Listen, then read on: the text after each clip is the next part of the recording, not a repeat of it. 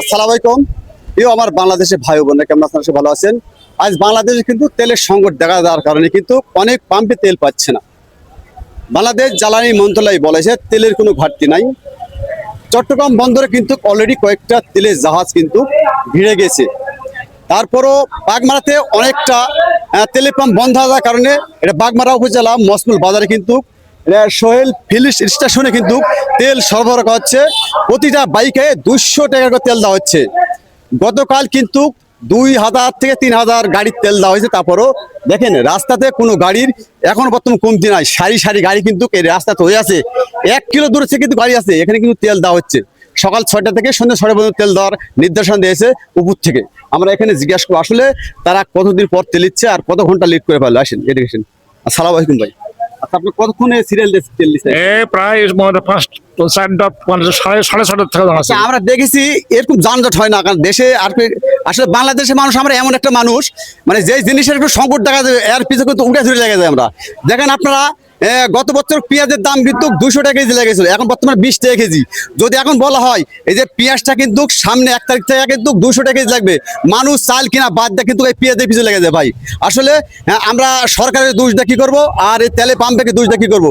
আমরা গতকাল দেখেছি 1 টাকা বাইক আলে 4 টাকা তেল দিচ্ছে, আমরা প্রমাণ দেখেছি, কিন্তু আমরা সঠিক প্রমাণ পেয়েছি।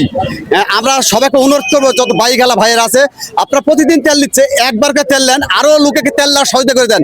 কালকে পড়াই 2000 গাড়ির তেল পায়নি, কিন্তু মানে এক একটা লোক 2 বা 3 টাকার লোক নিচ্ছে, তাহলে আরো মানুষের হক রয়েছে তো ভাই।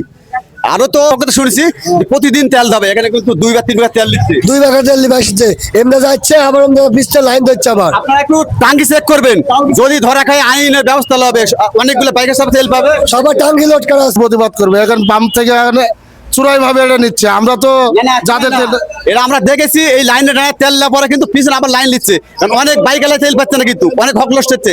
500 টাকার তেল দিছে, আর আমি বলছি যে ভাই আমাকে 500 টাকার তেল দেন, আমাকে 500 টাকা দিবেন। আমি বললাম যে ওটা আপনি 500 টাকা দিলেন, যে আমি দাঁড়ায় থেকে মিটার দেখতেছি। ও তখন বলতেছে যে ভাই এটা আমার নিজের গাড়ি, তার নিজের গাড়ি অন্য সময় আমি একটু শুনে আমি বলি, আমি শুনে 1 মিনিট। 500 টাকা আপনার দেওয়া যাবে না। উনি ওপর 500 টাকা ঠিকই তেল নিছে, কিন্তু আমাকে 500 টাকা না আমি বলি, আমি একটা বাইক আলা, আমরা শুনেছি কালকে টিওনে ময়দা হয়েছে, সরাসরি ফোন দেওয়া হয়েছে, হ্যাঁ, যে আমি টিওনের লোক। পরে কিন্তু এরা যাচাই কতজনের টিওনেরকে ফোন দিছে, পরে বললো যে আমার লিটার তো ওই কিন্তু 10,000 টাকা তেল দিবে। টিওনের সরাসরি বলছে যে 1000 টাকা তেল দেন না, 400 টাকা দেন, মানে অনেক কি করছে তেল দিচ্ছে। এরা কিন্তু ওইভাবে তেল যার কিনে দেওয়া নিষিদ্ধ আছে। এখন দেখবেন শতকরা 2-1টা গাড়িকে এরকম করে দিচ্ছে।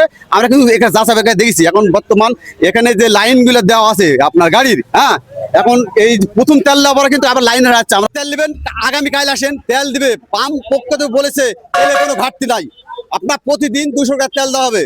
কিন্তু এখানে দেখেন আপনাদের তেল দেওয়া হচ্ছে। আসেন আমরা একটু